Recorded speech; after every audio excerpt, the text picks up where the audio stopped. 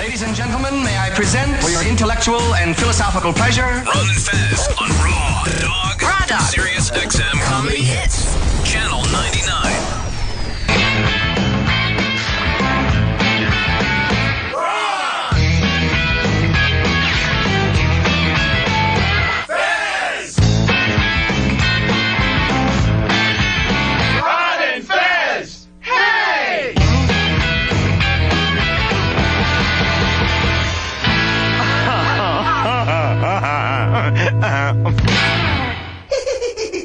Everybody come see the greatest show. Gather up all juggalos and roll. Everybody come see the greatest show. Gather up all juggalos and roll. Down, diddy, down, get your ass up and wait, 'cause here we come and we swinging this spectacle of Indian town. We got creep show, freak show. Most people don't like these oddities. Most people would love them a shot at these. If you think it's too good for us sideshow freaks, let me know, and I'ma whip smack your cheeks. Come on.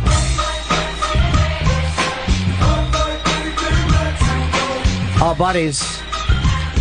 Fez, did you have your headphones on? Yes, I did.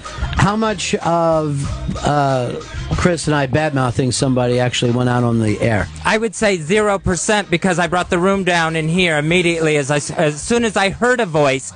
Boom! I took the room right off. Good move. All right, 0% went out. 0%. Boy, you just almost had a scenes behind the scenes because Chris Stanley and I were bad-mouthing a very famous TV personality in a way that we probably would never say on the air. And Shelby put the mics on in a kind of a funny, pranked way. Like, I don't keep up with the big Ashton Kutcher stuff, but this was like being pranked. And it was kind of fun, I guess, except for that thing. Now, what Chris did was yelled at Shelby and then ran back and forth from the door to his mic, back to the door, back to his mic. It's odd to be able to do the hidden microphone prank with microphones everywhere. That's what they always say in the business. There's no such thing as an off microphone. But I've never been in any radio show, mine or anyone else's, that during the commercial time you don't badmouth bosses, co-workers, everyone. Every once in a while somebody will get, we wouldn't have gotten fired for what we say here, but every once in a while somebody will get fired because they're making fun of commercials or minorities, thinking that they're in the commercial break and it's all going out for everybody. All right, it's the Ron and Fez Show, 866-RON-0-FEZ, 866-RON-0-FEZ. Funny man Rich Voss is going to be here. Right now, he went off to get a coffee with Howard, and we haven't found him back here since. I think the big news, and everybody's talking about it on the ibang.com today, is that FXX, with little fanfare, canceled the show Legit, starring Jim Jeffries, which had a very loyal, and still has a very loyal, intense following. It's a very, very funny show. But FX did such a bad job. Shelby, you're a comedy nerd. Could you believe how poorly they handled taking the show off one network, putting it on the new channel, FXXX, without really explaining it to the audience? Yeah, I watched some of them, but even I wasn't even clear, that it did not perform well on FX. I didn't even know that it had really changed. I watched everything the first season and wasn't sure where they start the second season. Television is crazy. We're talking about Jim Jeffries' show, Rich, getting canceled. It got canceled? Yeah, it's up in the news now, and no one really was sure how it moved from FX to FXXX. You know what's weird, and I like Jim Jeffries. I like him a lot. And it's sad on the outside, but on the inside, I'm going good. Why would you do that? No, Why? I'm kidding. Why does other people's problems make you feel better? Here's the truth. I really like him. Yeah. I did a bit on one of my CDs, and 2 years before, and I'm not cute, and he didn't know, and then, but they did a whole segment almost based on a bit I do about, if you want to stay with keep a girl, find her, find her insecurities, what fucks with her, and then take advantage. And then he did, and there was no way that he knew I did it. But then people come up to me and go, "You're doing Jim Jeffries' bit," you know what I mean? Right.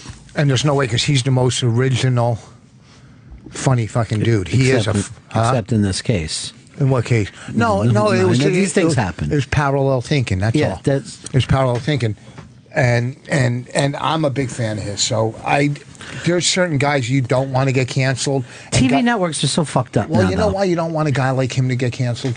By the way, I didn't know you had this much ink. I haven't seen you in short sleeves like this in a while. A lot is new. This one, this one's new yesterday. It's a cover up. I'm doing this whole area over. Yeah, and this is new. A lot of the bottom stuff is in the last. Yeah, I'm just finishing my arms, and then I'm done. Now, do you think to yourself before I go to the kids' PTA meeting, jacket?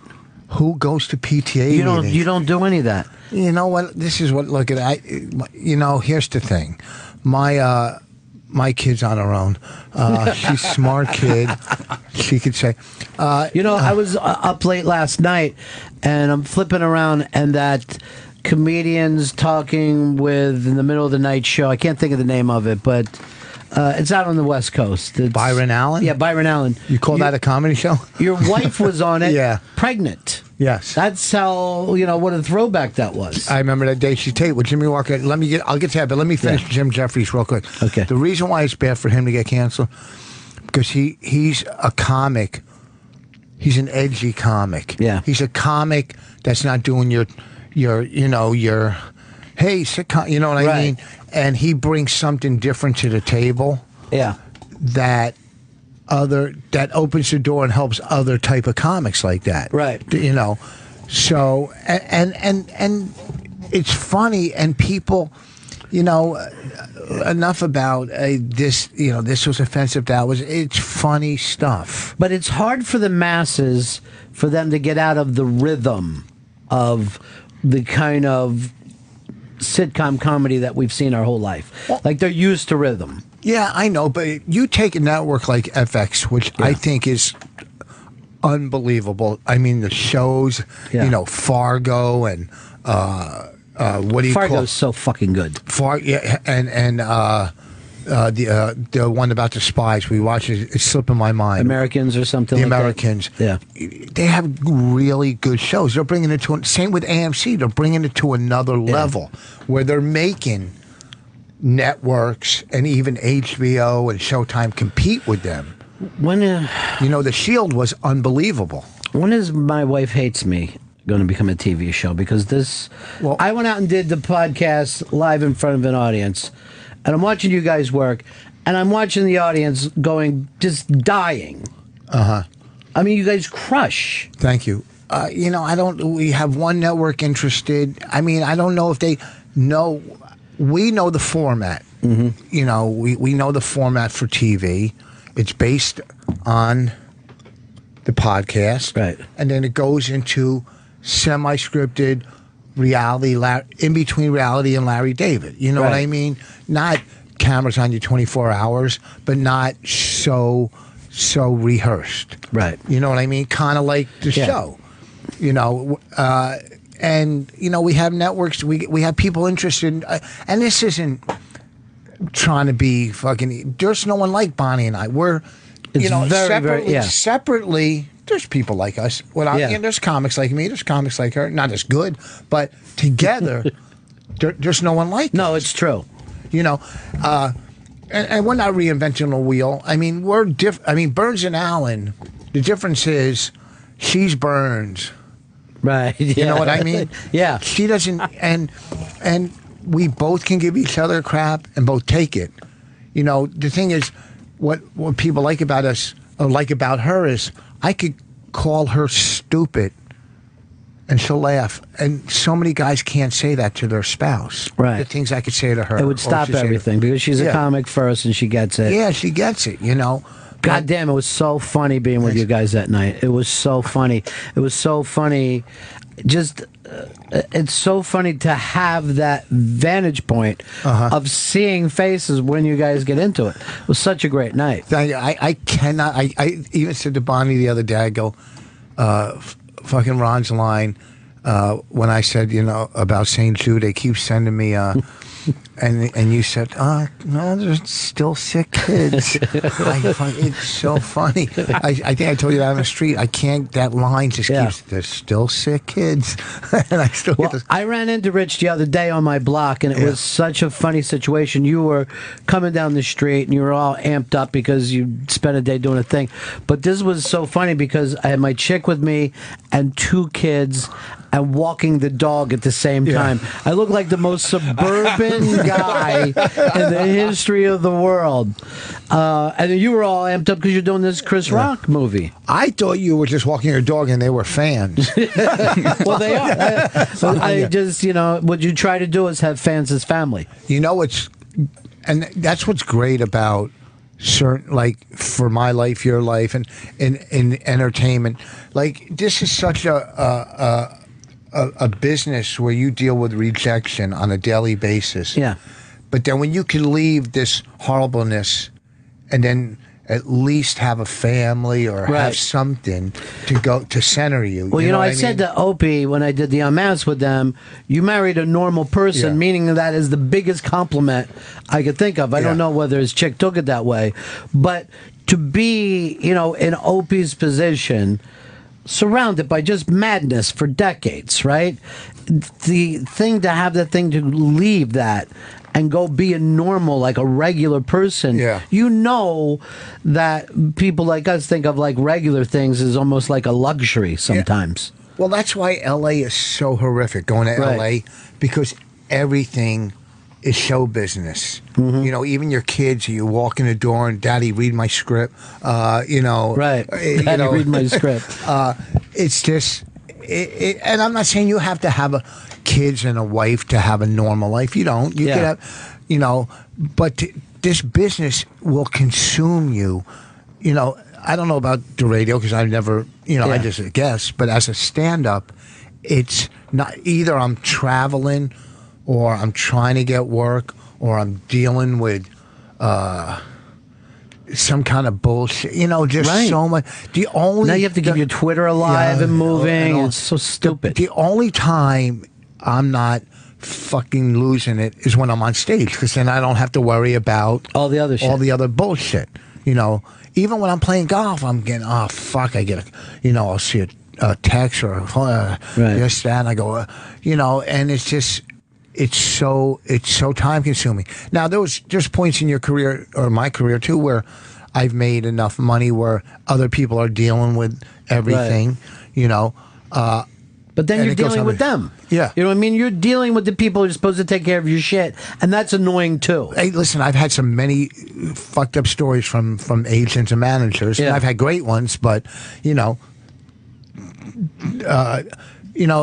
movie, Todd Glass said, look, there's 5% of industry that are great, just like comedy. There's bad comedy, and there's bad industry, and there's good comedy and good industry, and they get it, But it doesn't matter what level. Listen, I'm doing fucking well, and I'm still stressed. You know what I mean? Sure. Whatever level, I you work with someone like Rock in a movie, and he's thinking, what am I going to do next? Right. When someone like Chris Rock, what am I going to do next? You know what I mean? Yeah. I got to do another hour. I got to do this, because you got to keep staying relevant, Well, I love this podcast, and this time you're doing the marriage counselor is going to be the one and only Jim Norton. Yes. You're getting advice for your relationship for a person who's not known for having great relationships. Well, that's one of the reasons I have him, so I could look good this time. Right.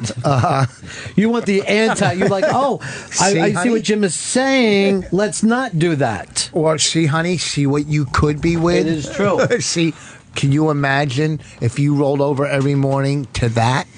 You know what I mean? Right. So, and he's as quick as you are. I mean, you two are probably the quickest like that,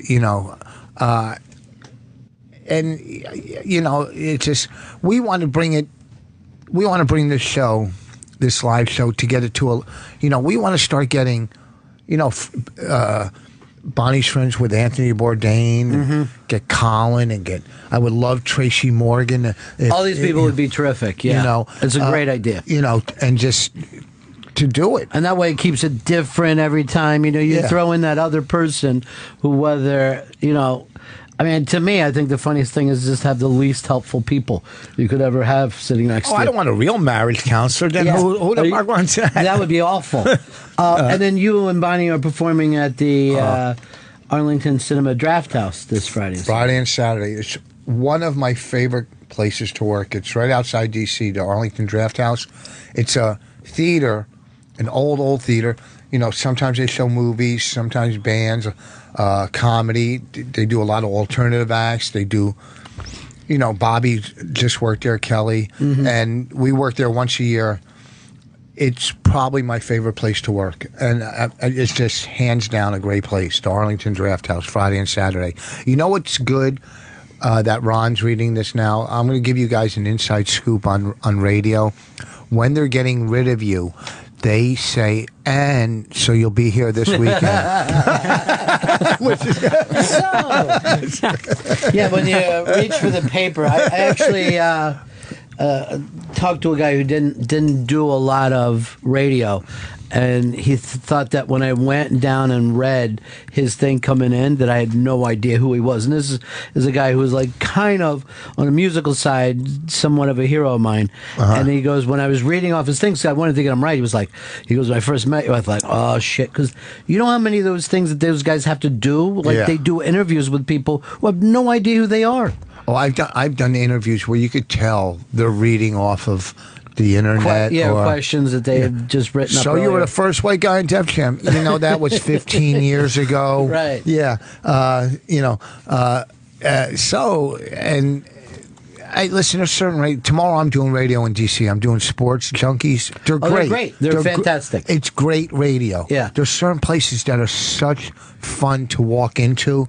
And, you know, because they're just four dudes that started in their basement, you know. Yeah. I mean, they don't have a looker across the table like him. Well, but, Shelby's an attractive guy. You know.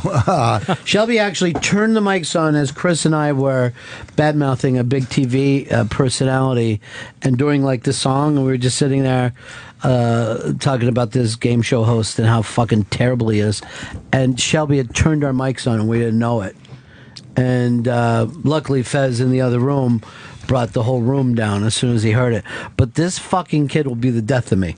And we keep him around because he is, you know, he's adorable. But that's a good move. Yeah, it is. That's a way to. It's a good move. Move over into the host chair. Yeah. I saw trouble when I saw those very slender fingers. Was that fucking Vegas dancer movie where she made sure she Showgirls? Yeah, she pushed fucking Gina Gershon down the steps. That's fucking Shelby right now. He's the Kevin Spacey from House of Cards in radio. He's gonna push his way into the presidency. He manipulates everything. He's fucking got all of his dancing on his strings. What I'm saying, Fez, is don't go in the subway on a subway platform with him. Oh, yeah. He will push you off. Yeah, he's the host of the new show Whisper. You're on Candid Microphone. You don't know how far Fez is away from the actual track of the subway. Go down with him, and he's got his ass on bum piss. He's just up against the fucking wall because, again, one thing about Fez, he sees danger even where it's not. Well, you were talking in the podcast about your street smartness, right? Fez has taken it to a degree where if he sees an old lady, he has fear. If he sees a homeless person and has fear of being attacked, and you live in New York where homeless people are everywhere.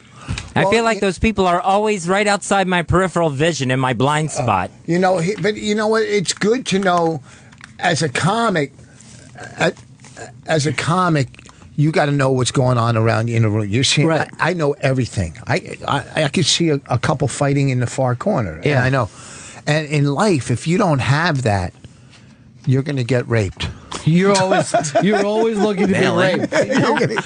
Something bad's going to happen. I think other than Shelby, we're all past the stage of anyone wanting to rape us. Shelby, you could still get raped. Absolutely. But, you know, we would go to prison and get that thing of just being left alone like, by everyone, you know? So lonely we went in to prison. prison. We would be, listen, you got to clean my cell or do my laundry. Yeah. Well, I'm not going to rape you, but you have to do something for me. I normally, guys like us now would be put in that old white guy prison that they have where, you know what, they put accountants in and, you know, child molesters because they know the other guys. So I know people that are in fucking jail, but it's a jail they could escape from easily. The whole jail's protective custody. Yeah, the whole jail is like, we're putting all you guys over there.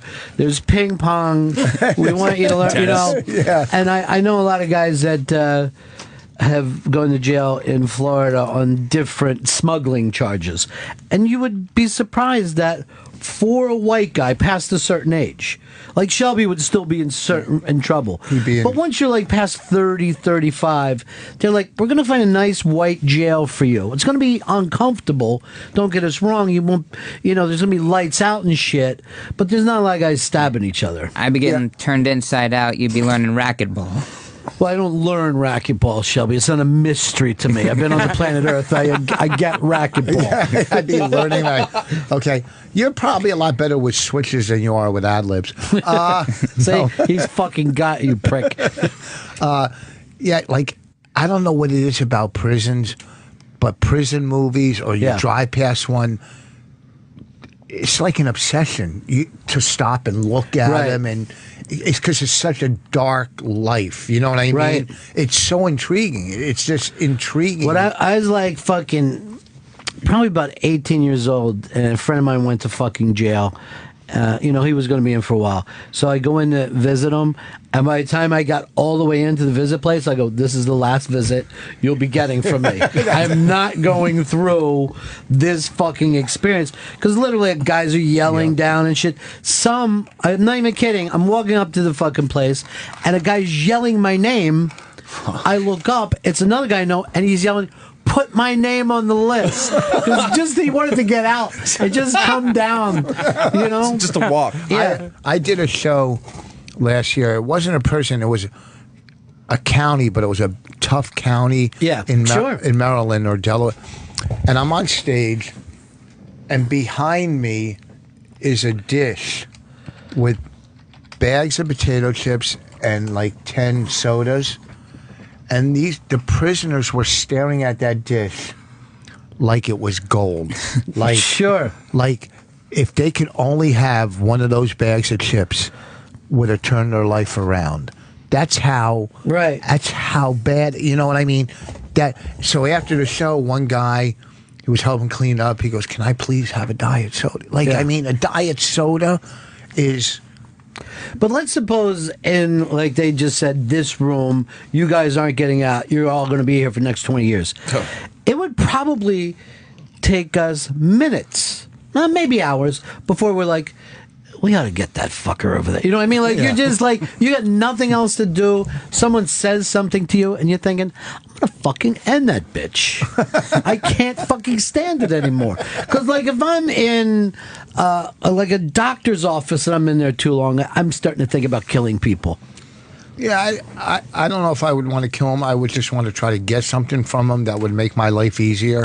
Their shoes. Yeah, something. Like this guy, I would want to take his jacket for a blanket. Right. You know, or something. And then that's the thing. Then Chris has to look over and he sees you wearing his sweatshirt. You know what I mean? And that's digging on him forever. And there's 20 years of this to go. Yeah. After a while, shit piles up. And then you just find, like, if I hear another fucking story, I'm just going to stab him in the throat. Just one more fucking story. I think Norton was telling me this. There was a guy in prison, and no one messed with him because every night he would play on his guitar and sing Country Road. They just thought he was in that ear, or they loved it. The song helped them. You know, and late at night before they all went to bed, he would sing Country Road. Yeah. And he had a complete pass in prison because he was the guy that could sing and play that song. And that would see. I used to get a lot of prison mail when I was in Florida doing mornings there, and I would get even shit from guys that were going to get the electric chair, guys that were on death row, because they listened to that little transistor radio. It's all they had. So it would always be the same shit. First of all, guys that are on death row, particularly serial killers, I found, they do weird shit. All of them write on both sides of the paper. They just fill out as much as they can. I guess they have time. They all draw. There's always drawings in it. They'll use different colored pens where they do it. And to a person, they all said, could you get some Ozzy on for me? They would always, at the end of it, could you guys play some Ozzy? And they would be fucking nuts. And you would get, there was a guy, remember, he went in and burned up everybody in a fucking supermarket. He just went in, splashing fucking gasoline, lighting shit on fire. And he used to write, and it would be the weirdest shit. He wasn't lighting people on fire. Yeah, he lit people on fire, things, and he was just a mad dog. And then he would send fucking mail to me, just out of nowhere. Did it creep you out? Yeah, it was always a weird thing. Did you ever respond back? No, or no, never. Well, one guy, there was a serial killer. We brought his new girlfriend on and had her sing a song, and people were fucking furious with us. And he was a guy who had really paralyzed the state for a while of just, because there would be a murder, and then 4 or 5 days later, another murder. Like when people watch The Following, none of that shit can get away because everyone goes crazy very quickly.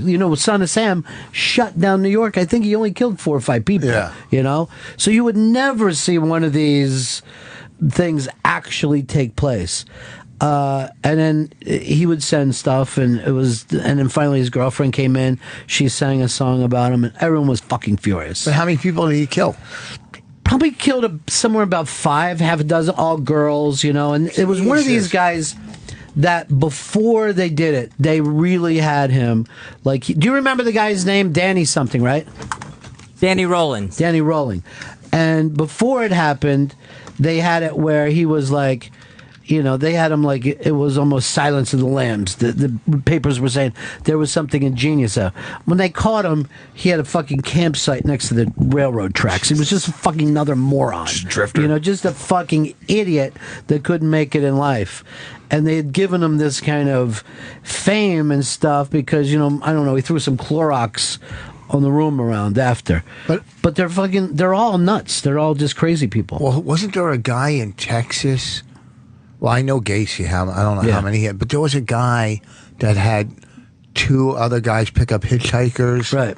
And he must have killed like 40 or 50 people. Like, I mean... It just means nothing to them. It's nothing. Yeah. That song, I Don't Like Mondays, was about the girl that just opened her window and started shooting. Yeah, that's what we have now more. We have more people that'll go into a mall, start shooting, than we will have the people that are just looking for fringe. But if you wanted to commit a murder, it would be easy enough as long as you're not, doing it for money or, revenge. Just to go out and kill a person, it's pretty easy to get away with. But why would you ever want to do it? What's the fucking upside? I can't think of one. I talked about this on this week's podcast about, that I know a lot about profiling and stuff and I argue with Bonnie, but I've watched 15 or 20 years of Law and Order and CSI and stuff. You feel like you could do it? Well, you learn a lot of stuff, and she goes, you're out of your mind. I go, well, no. Can you learn from the Discovery Channel? You can learn from everything. So, but I also read other stuff that most of the shit that we think we know from movies, like every serial killer movie, right? They say, well, they take trophies, something to hold on to. And look, that's not true. No. None of them do that. The memory is fucking good enough for them, Well, I have a speech impediment. My parents were divorced. Sexually, I'm inadequate. I fit a lot of the profiles of a serial killer. If I had to pick someone here that I think would be a serial killer, it would probably be Fez. I could see Fez as one of those guys who takes a hammer to his elderly mom one day. And I still don't, because people don't know this about, well, people who listen long enough do. He has maybe the worst temper out of all of us, but it doesn't come out as much as our temper does. They're the scary kind of guys. And he also hates women, and I kind of think wants to be a woman. That's why he hates them. Well, but for me, like as I fit the profile, like I said, but if I see a bug in my house, Bonnie will kill. You won't be the killer. I'll put it in Tupperware Yeah. and take it outside and set it free. Like I don't like. Do you it's keep weird. the Tupperware afterwards? What's that? Do you keep the Tupperware afterwards? No, I have a dishwasher. That's the kind of mind that worries. Yeah. He's a germ freak. Well- He's Well, I didn't kill the bug in it. The bug crawled for maybe 4 seconds till I walked it out the door. I don't live in a mansion, and then we wash it. The Tupperware, yeah. Hicks put this up. Not Shelby. Vito graduated today, and he put up a picture of him. Tweeted it to us. He used to be so fast on that. I think I got everybody in the wrong positions. Like, that's really nice. Look That's at him. beautiful. Who is that? He's our intern. He graduated from some kind of film school. They're all in red. Oh, if they only knew. Yeah, they don't know that anything. None of them were going to get a job. Well, here's the weird No. thing. Every kid that we're looking in is more in debt than any of us. They're all in incredible debt. You know, to sit there, they owe like $250,000, but not for a house. This is what I got to ask you. I wanted to bring this up because I was talking to your intern, and I said, you go to school, or what year? And she's interning. And my daughter goes to Kane College, and I don't understand this, and I'm not trying to get anybody in trouble. I just don't understand it. She's interning this summer, but she had to pay $1,500 Yes. to intern. Yes. Have you ever heard of this? Yeah, what you do is you pay the school, not us. Yeah, she's they paying pay the school. so they get credits. It's crazy. She's paying the school Right. so she could do free work. Right. What? But This why? is the exact opposite of street smart. What the hell? Why is the school making profit on? I never get it. So you've heard it. It's It's insane. we can't get people to intern unless they do that for insurance purposes. So if someone called us up and they said, "I'm a long-time listener to the show. I'm a open mic comic. I'd like to come in and intern," we'd have to say you have to go to a school and be accredited, and then that goes through HR.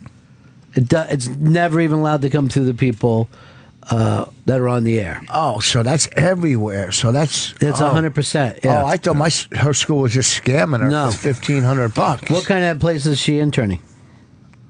Oh, at like a gym type. She's Right. going to get into the what do you call field? Physical fitness and Yeah. stuff. My other daughter interned 2 summers at Nike, and then one at like Juicy Couture, and she graduated early in December, and she's already working at Macy's as like a Fashion assistant thing? buyer and Yeah. stuff. They're two different, Right. but they're both good. They both went to college. So I'm very excited for both of them. She got that job right out of school. That's tough today. It's a tough thing to pull off. In Manhattan. So, and hopefully she'll work somewhere where I buy clothes. I mean, I buy them at Bloomingdale's, and Macy's owns Bloomingdale's. This is riveting radio. No, it is. We're pulling the curtain back. Yeah. And we're saying Rich Voss, the father. Rich Voss, the thinker. This weekend, Yes. You'll be able to go see Vos and Bonnie at the Arlington Cinema Draft House. They're home away from home. Friday and Saturday. You guys doing stand-up there? Or Yeah, stand-up. And then the podcast will be done live at the Village Underground, which is a really cool spot. David Tell does his TV show out of there. And Jim Norton will be the celebrity guest marriage counselor. And that's going to be beyond interesting. You can get your tickets at comedyseller.com. And it's a fun show. Come out. We have a comic, Dave Smith, who's going to do warm-up. He's going to do like 10 minutes up front. Bonnie and I aren't going to do stand-up on this one.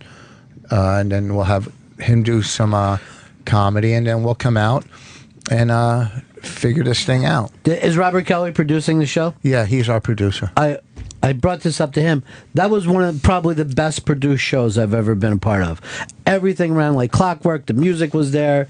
The room looked great. The crowd was excellent. It was really, really a professional night. Well, you guys and Opie and Anthony have a good comedy audience following. They know comedy. They know it. Like my wife this weekend did a women's festival in Boston, and she was Sunday on the Mother's Day show, and the audience It's not a comedy. They were like, hey, we're away from our Right. our husband and kids, you know. So Yeah. there were lady comics going up, going, hey, fuck our husbands, and the ladies going, woo, and then my wife going up and doing her, you know, I want to kill a hooker today, Right. you know. And my wife this is when she opens up with the show. She goes, you ever see those Mother Day?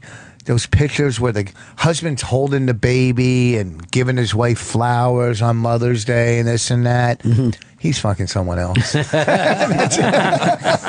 She's so funny. That's her opening note to the rah-rah. But when you get, you know, O&A and Ron and Fez, they know comedy. You know, you bring up Jim Jeffries and half of them are going, oh, that sucks because he's Right. a funny cat. You know Yeah. what I mean? They know. You bring up Doug Stanhope. These people know They who know. Doug Stanhope is. Yeah. You know, a funny fucking dude. So, anyhow, come out to the Arlington Draft House. I'm telling you, it's going to be a great show. Bonnie doesn't go on the road that much.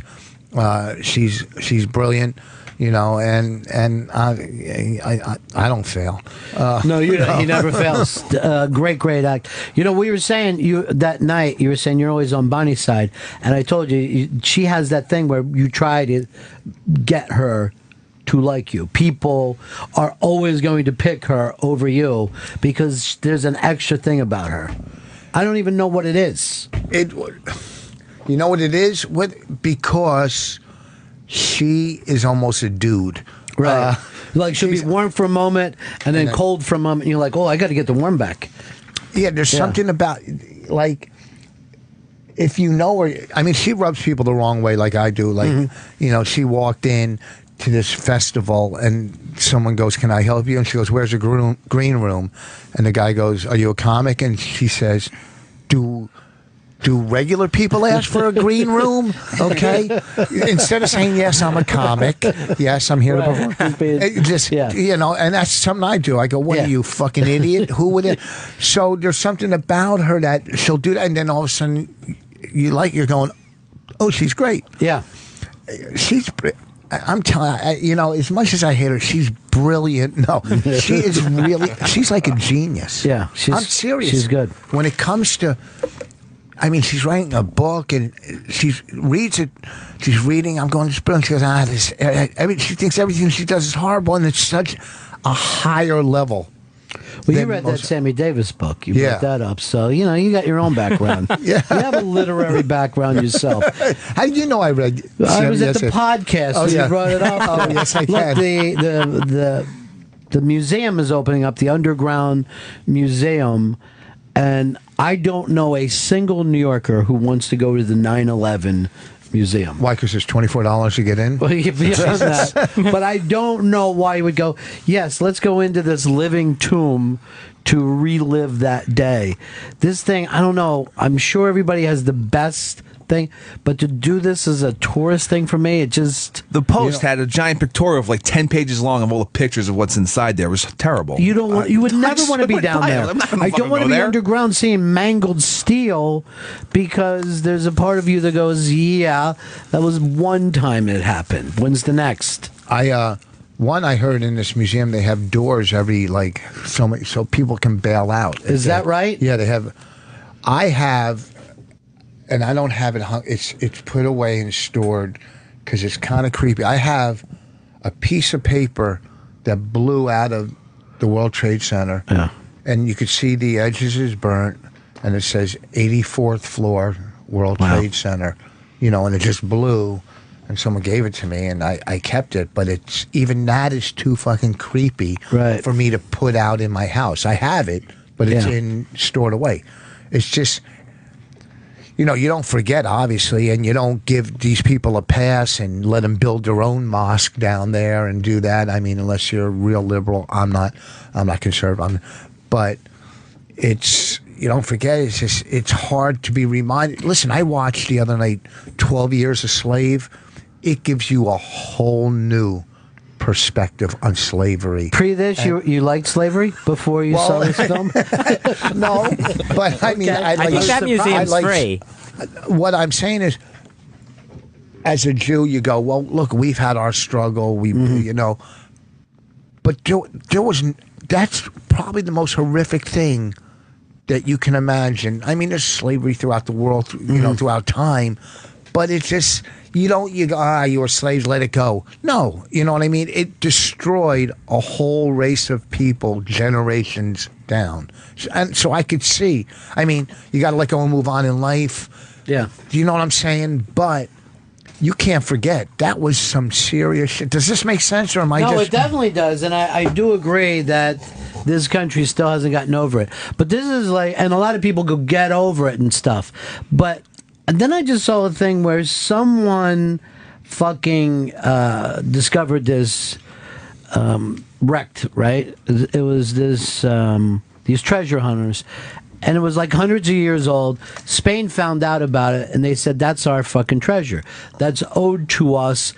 Even though all the people who would have been dead, that's why people bring up reparations. Because this is fucking thing is never going to get past. That, like you said, people who have that in their bloodline still feel fucking pissed off about it, you know? Well, I mean, I think, and I don't know enough. I mean, I know a lot of Jews had everything stolen from them, their artwork, this and that, and which they're trying to get back. You know, their artwork will be in museums in other countries, and they go, "Wait, this was stolen fucking artwork from." And those museums know it. Yeah, to this day, they know that they got a bunch of shit from Nazis. Yeah, back then. So I don't know. I mean, listen, if I could chip in, I'll make a payment for whatever. Right now, you owe a lot of money to St. Jude's. You know what I mean? You haven't got beyond that. But you know what? When you're talking about the Jewish thing, I always thought that the Nazi hunters was like one of the coolest stories to read any of those. Because some dude is just in Argentina and he's fucking 78. He's having a pina colada and he looks up and a couple fucking dudes are just coming at him. You know? And when you think I've gotten away, whatever happened, it's behind me, and here's the fucking past, ready to throw a bag over your head and fucking take your ass to Israel. And look at the scene in Marathon Man, in the street.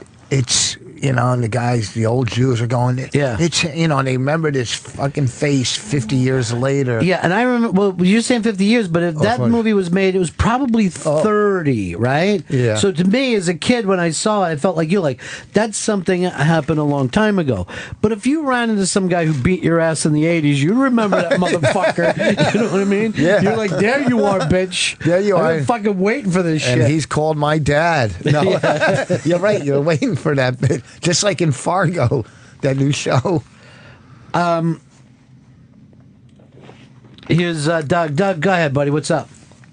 Yeah, I'd like to just compliment you. I listen to O&A and Rich is on there right much, but I've never heard him so relaxed and just the flow of the way you interview him. I really appreciate that. And could I ask Pepper one quick question? Go ahead.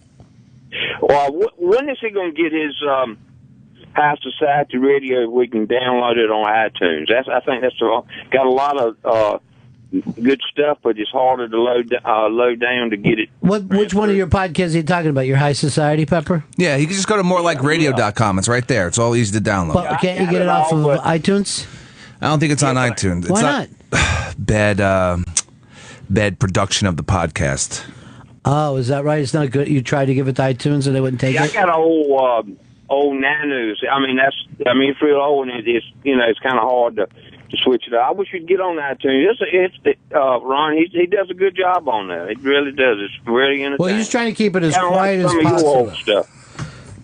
Morelikeradio.com. You started doing that podcast before anybody was doing podcasts. Yeah, it was a while ago. That was like over 6 years ago. Is that right? Yeah. It's fucking OG. Back before there were podcasting networks. Where we just put it up to a website and then download it. Isn't the podcasting network even like what you guys are doing with Riotcast fairly new? Isn't that only a couple years old? It's only a few years old. Yeah, I mean, West Coast podcasts are big, and they were they're ahead of our time. I mean, Keith and the Girl is like one of the first podcasts. Yeah. Ever, what was that? From out of Queens. Yeah, Keith and the Girl. I never knew this. That's like Robert the First, because it's just been out there forever. It's pretty popular. It's called Keith and the Girl. And they do it 5 days a week, too. Yeah. At their studio at home. And it's good. They're good. Yeah. They have great dynamics, and he's quick. And why don't terrestrial radio ever pick up any of these people? I never get it. What the fuck happened to radio? Why did they get so stupid? Well, there's no talk in New York, right? I mean, there's no. Well, there's, the national political talk. You can hear people use the words right wing and left wing, but there's nothing on the radio anywhere that's like Vos and Bonnie, where they just sit down and they're like real people having a conversation. If you're going to like it on your computer, why wouldn't you like to hear it in your car? It doesn't make sense to me. Maybe they're scared to take a chance of, of subject matter or everybody's running scared because of, advertisers and this and offending that or that. Why can't just people be real and, you know what I mean? Mm-hmm. And I said it to Bonnie the other day. Women are fighting for women's rights in comedy, but yet they have an all-female comedy festival. You're defeating your purpose by saying we need, it's a double-edged sword because they're not getting as much work. But so you're saying you need an all-white male comedy festival? I wouldn't be in that. I'm a Jew. I don't consider myself white. That would be amazing. A Jew comedy festival. You don't see those. Yeah, you don't see a lot of them. I was saying there was some documentary. It was almost like the absence now of Jewish comedy. And it was a lot of older guys because really stand-up comedy came from that generation of Jewish dudes. And now everyone has adapted that way of being. I think, what, with comics nowadays, too, like when I grew up, I grew up, and it was just parents being divorced and not dealing with the pain and not knowing as a kid so I would come home from school and listen to Von Meter and laugh every day, to Von Meter, and then listen, watch Ed Sullivan and Alan King and all the comics. And it was just, so you grew up loving comedy, and then you get into comedy, and that's why I really was attracted to Bonnie when she knows comedy. She knows the history. Right. She knows, you could ask a new comic now, who's Steve Landesberg, and they'd fucking stare at you, or who's Bob Newhart. Do you know who Steve Landesberg is? I don't know Landesberg. I know Newhart. But, yeah. How do you not know Steve Landesberg? If you like comedy, you say you're a comedy nerd. You don't know that name. I'm sorry, I'll have to Barney look Miller? him up. How about Gary Shandling? Yeah, of course. Oh, you better. You say of course, but then you didn't say of course to Landesberg. Just trying to cover my track. All right, smart move. Smart fucking He was move. a great stand-up. David Brenner? Yeah. Okay. We did the whole special on him. You did? What was your special? Well, I guess I pulled clips. Him and Barney the dinosaur. Who did you listen to? Did you listen to anybody growing up? When I was growing up, the people that first got to me, obviously Carlin was that thing, but I remember even Cosby on TV was insane to me. But I was just talking about this with, I think when Attell was in here, that my parents were listening to this thing that my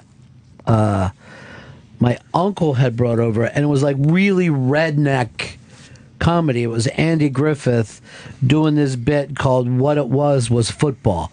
And I remember that being really little and seeing everyone laughing about these redneck jokes and not totally getting it, and seeing my parents laugh too hard. Yeah. And I'm like, this is more than I want to be around. It was almost like you watched everyone do dope. You know what I mean? You were a little kid and watched everyone get high. Here's Chuck. Chuck, you're on the Ron and Fez Show. Hey guys, how you doing? Good. Hey, I just wanted to know, you talk about Jewish comedians, the history of comedy, of stand-up comedy, in particular Jewish comedy. Where would you put Lenny Bruce? What do you mean, where would you put him? He's always going to be at the top of most lists. Yeah. Well, I was thinking of, is he a stand-up comedian? Yes. Is he a social commentator? He's a stand-up comedian first. Yeah. First and of all. he wasn't, back then, there was comics from that era that worked, like The Village, The Bitter End, The Bottom Line, The Village Gate, and all that. And he fell into that category. And then you had the Catskill comics. The Real Mountain guys. Yeah, the Real Mountain guys, the Freddie Roman, Dick Capris, and all those older guys, right? And they never intertwined as much now as comics that, even like alternative and regular comics intertwined in different gigs and stuff. But it was different. And Lenny Bruce was a lower he was a village comic. You know, I guess before Dylan, right? He was probably before Dylan. A little before Dylan, but then into the same time. Yeah. But Cosby was down there then. Yeah. David Steinberg, Woody Allen, Joan Rivers. Pryor, who was, you know, almost doing a Bill Cosby act. Yeah. There was a lot of great comics, but they used to work in and out of those folk guys, which I think is always kind of a cool format. Well, so do I. It's the variety show, right? With real talent. I mean, look at Ed Sullivan. I mean, how big was Ed Sullivan? You know, he took it to TV. You know, I remember when I first started comedy, like I got to work the bitter end, and I thought it was the biggest thing in my life. The history in the bitter end, you know, and the Village Gate, which is now a fucking CVS. Right. You know, Bette Midler, Barbara Streisand, Joan Rivers, all of them were down in those clubs. And Lenny Bruce was there, but Lenny Bruce was saying things that none of them were saying. He was saying stuff that people would probably say after in the diner. And, you know, he actually just took it up on stage. But to me, that was like one of the first dudes that trusted that his audience could get stuff, you know? You know, and same with Mort Saul. And, you know, that's West Coast more, but he was... Now, do you know Mort Saul? I'm sorry, I do not. That's kind of a forgotten name, and he was really big. Yeah, but he used to work with a newspaper under his arm. You know, and what do you call it? What was I saying? I lost my train of thought. Like, you watched back then those Dean Martin roasts. Back then, they were probably the funniest things ever. They were great. They were, you know, now, I mean, it's a whole nother, like, you'll listen to comedy like Lenny Bruce. You'll even listen to Bill Hicks now and go, that's okay. But you don't realize Bill Hicks was 20 years ahead of his time. Yeah, Bill Hicks, who was, Ari Shafir was in the other day. People weren't even getting it. But Vos is right that at the time it seemed incredibly... I remember the first time I saw Sam. I was like, what the fuck just happened? Now, if you showed a kid Sam Kinison, 1986, they're going, but no one was doing the Jesus stuff. No one was, you know... On Saturday Night Live, he banged nails into his arms on SNL, which would have never happened back then. It was like, you know, when Sherman Hemsley said honky on TV. Yeah. No one's ever, you know what I mean? But I worked with Hicks in Texas, in Lubbock, and I'm watching, I'm going, and this is, he's probably only doing it maybe 5 years at the time. I go, I can never be this funny as long as I live. He's as funny and brilliant as anybody. I had the kind of same thing, and I was at a point where I just started to really do well different places, and then worked with him and went, oh, fuck, I kind of feel a little embarrassed right now. You know, even though my sets were probably going better than his shit to me was so much more thought out. It was certainly less trying to please. You know, when you're young, you just want everyone to like you and shit. Well, like Stanhope, I think, is the closest to something like that. I think from this era, I think Stanhope is just at a whole, especially his writing, like when you read his blogs and his stuff. But the other night, and I was never not against, and I was never for, but we did a show with Janine Garofalo, and I'm watching her, I'm going, she's one of the best comics going. And the reason is because she didn't care what the audience thought. And not saying you shouldn't care about your own, but she was not only funny, she was fucking interesting. And I'm watching her, I'm going, man, that gives you motivation just to keep going. And me and Bonnie, like the audience was some laugh and some, me and Bonnie were in the back cracking up. Because not only is she intelligent, interesting, she's being silly on stage. Fucking, she's talking about her hair being parted. And, you know, and just, I'm going, I don't care what you care about her political views, this or that. As a comic, she is fucking good. No, see, that's the thing that about Rich, because he kind of, you're kind of thought of as conservative, but funny will trump anything to you. Yeah. Like, I remember there's been so many times, like, even listen to Anthony, and I'm like, well, I disagree with that, and I'm fucking cracking up. I think it's really fucking funny. And those are the kind of guys that make you think, hey, am I too locked into what I think is right? And then you never, I think, want to put your heels in any belief system. I don't think I see. I come off. I think I'm more moderate than conservative. Politically, gay marriage, yes. Abortion, none of my business. Welfare to yes, moms that need it. Mm-hmm. Okay. My only problem with politics is I think, and it's probably as much on the right. I just don't see it. Maybe I'm not looking for it.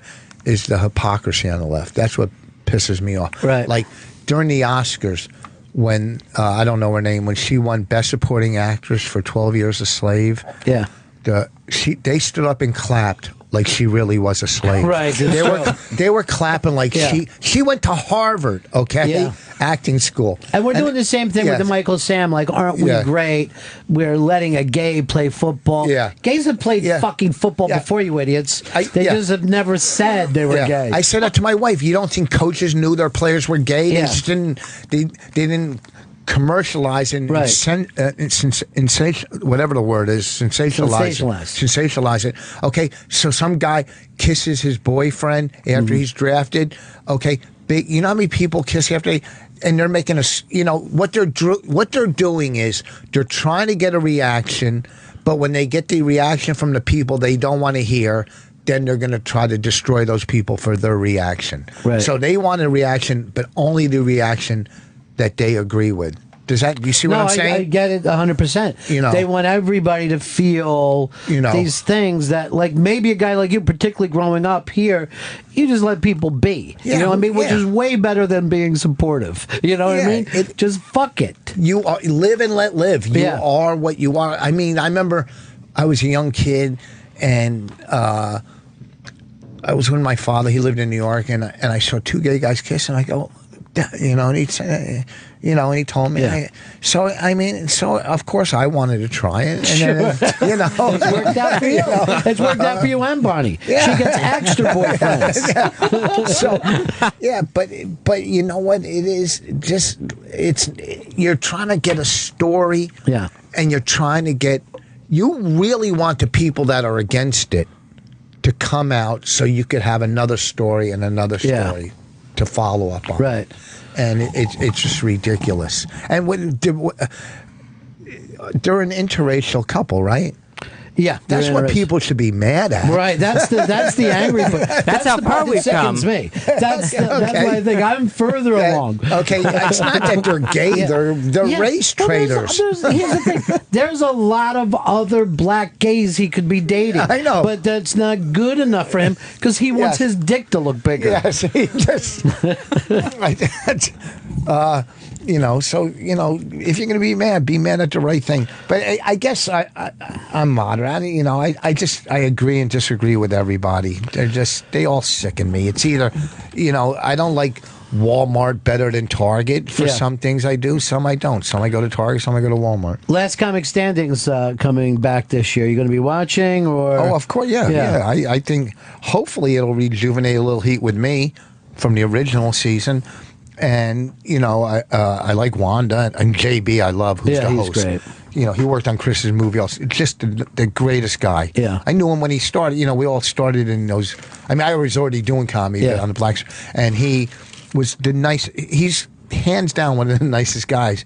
So yeah, of course we're gonna watch it. I mean, we're gonna sit in bed, Bonnie and I, watch it, and just going ugh the whole night. Ugh. Yeah, and hopefully this is what's different about comedy.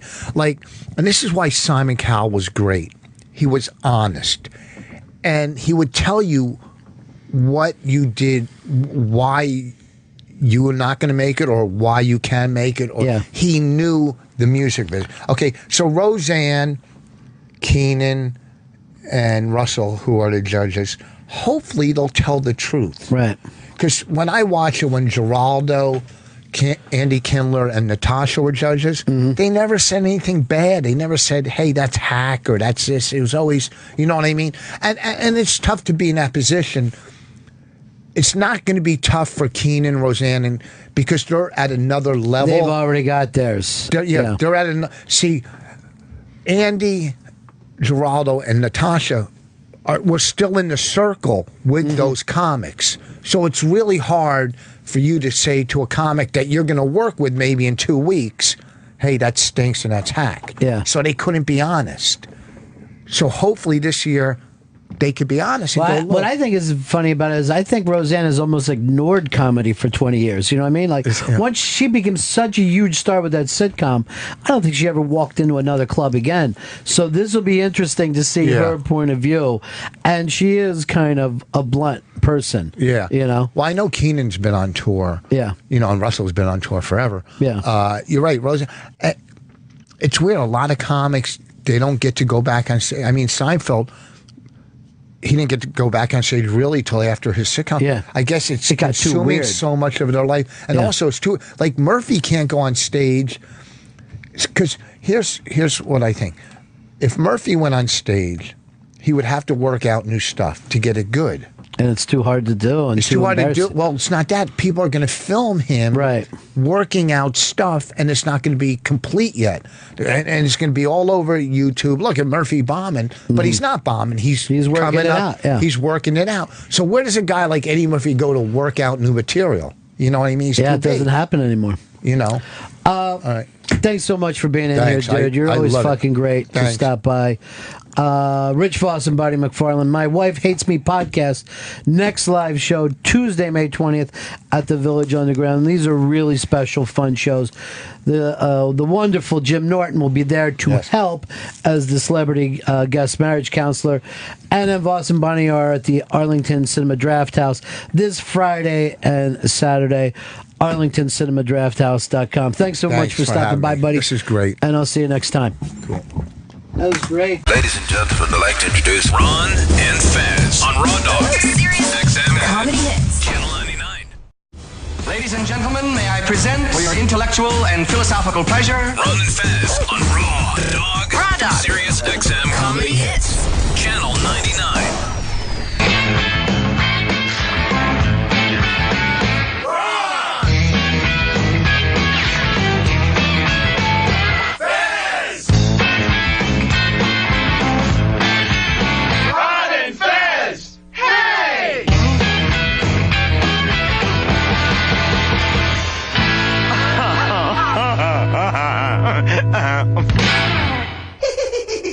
Everybody come see the greatest show. Gather up all juggalos and roll. Everybody come see the greatest show. Gather up all juggalos and roll.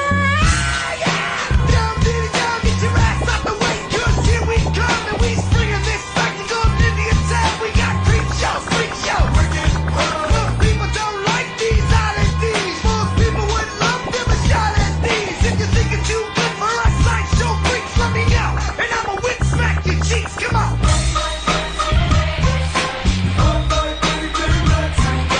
All buddies. Fez, did you have your headphones on? Yes, I did. How much of Chris and I bad-mouthing somebody actually went out on the air? I would say 0% because I brought the room down in here immediately as soon as I heard a voice. Boom! I took the room right off. Good move. All right, 0% went out. 0%. Boy, you just almost had a scenes behind the scenes because Chris Stanley and I were bad-mouthing a very famous TV personality in a way that we probably would never say on the air. And Shelby put the mics on in a kind of a funny, pranked way. Like, I don't keep up with the big Ashton Kutcher stuff, but this was like being pranked, and it was kind of fun, I guess, except for that thing. Now what Chris did was yelled at Shelby and then ran back and forth from the door to his mic, back to the door, back to his mic. It's odd to be able to do the hidden microphone prank with microphones everywhere. That's what they always say in the business. There's no such thing as an off microphone. But I've never been in any radio show, mine or anyone else's, that during the commercial time you don't badmouth bosses, co-workers, everyone. Every once in a while somebody will get, we wouldn't have gotten fired for what we say here, but every once in a while somebody will get fired because they're making fun of commercials or minorities, thinking that they're in the commercial break and it's all going out for everybody. All right, it's the Ron and Fez Show, 866-RON-0-FEZ, 866-RON-0-FEZ. Funny man Rich Vos is going to be here right now. He went off to get a coffee with Howard, and we haven't found him back here since. I think the big news, and everybody's talking about it on the iBang.com today, is that FXX, with little fanfare, canceled the show Legit, starring Jim Jeffries, which had a very loyal, and still has a very loyal, intense following. It's a very, very funny show, but FX did such a bad job. Shelby, you're a comedy nerd. Could you believe how poorly they handled taking the show off one network, putting it on the new channel, FXXX, without really explaining it to the audience? Yeah, I watched some of them, but even I wasn't even clear, that it did not perform well on FX. I didn't even know that it had really changed. I watched everything the first season and wasn't sure where they start the second season. Television is crazy. We're talking about Jim Jeffries' show, Rich, getting canceled. It got canceled? Yeah, it's up in the news now, and no one really was sure. Okay. The reason why it's bad for him to get canceled, because he's a comic. He's an edgy comic. Yeah. He's a comic that's not doing your hey, sitcom, you know what I mean? And he brings something different to the table. Yeah. That opens the door and helps other type of comics like that. Right. So and it's funny, and people, enough about this. This was offensive. It's funny stuff. But it's hard for the masses for them to get out of the rhythm of the kind of sitcom comedy that we've seen our whole life. Like, they're used to rhythm. Yeah, I know, but you take a network like FX, which I think is unbelievable. I mean, the shows, Fargo and what do you call it? Fargo's so fucking good. And the one about the spies we watched, it's slipping my mind. Americans or something. The like Americans. That. Yeah, they have really good shows. They're bringing it to same with AMC. They're bringing it to another level where they're making networks and even HBO and Showtime compete with them. When The Shield was unbelievable. When is My Wife Hates Me going to become a TV show? Because I went out and did the podcast live in front of an audience, and I'm watching you guys work, and I'm watching the audience just dying. I mean, you guys crush. Thank you. We have one network interested. I mean, I don't know if they know. We know the format. Mm-hmm. We know the format for TV. It's based on the podcast. Right. And then it goes into semi-scripted reality, in between reality and Larry David. You know what I mean? Not cameras on you 24 hours, but not so rehearsed. Right. You know what I mean? Kind of like the show. And we have networks. We have people interested. Or how it moved from FX to FXXX. You know what's weird, and I like Jim Jeffries. I like him a lot. And it's sad on the outside, but on the inside, I'm going good. Why would you do that? No, I'm kidding. Why does other people's problems make you feel better? Truth. I really like him. Yeah. I did a bit on one of my CDs, and 2 years before, and I'm not cute, and he didn't know, and then, but they did a whole segment almost based on a bit I do about, if you want to stay with keep a girl, find her insecurities, what fucks with her, and then take advantage. And then he did, and there was no way that he knew I did it. But then people come up to me and go, "You're doing Jim Jeffries' bit," you know what I mean? Right. And there's no way because he's the most original, funny fucking dude. He except in this case. In what case? No, it was these things happen. It was parallel thinking. That's all. It was parallel thinking, and I'm a big fan of his. So there's certain guys you don't want to get canceled. TV networks are so fucked up. Well, now, you know though. why you don't want a guy like him to get canceled? By the way, I didn't know you had this much ink. I haven't seen you in short sleeves like this in a while. A lot is new. This one's new yesterday. It's a cover up. I'm doing this whole area over. Yeah, and this is new. A lot of the bottom stuff is in the last. Yeah, I'm just finishing my arms, and then I'm done. Now, do you think to yourself before I go to the kids' PTA meeting, jacket? Who goes to PTA meetings? You don't do any of that. You know what? This is what. Look at here's the thing. My kid's on her own. She's a smart kid. She could say. I was up late last night, and I'm flipping around, and that comedian's talking with in the middle of the night show. I can't think of the name of it, but it's out on the West Coast. It's, Byron Allen? Yeah, Byron Allen. You call that a comedy show? Your wife was on it. Yeah. Pregnant. Yes. That's how, what a throwback that was. I remember that day she taped with Jimmy Walker. I'll get to that, but let me finish Jim Jeffries real quick. And this isn't trying to be fucking, there's no one like Bonnie and I. We're, separately, there's people like us. There's comics like me, there's comics like her, not as good, but together, there's no one like us. No, it's true. And we're not reinventing the wheel. I mean, we're different. I mean, Burns and Allen, the difference is she's Burns. Right. Yeah. You know what I mean? Yeah. She doesn't, and we both can give each other crap and both take it.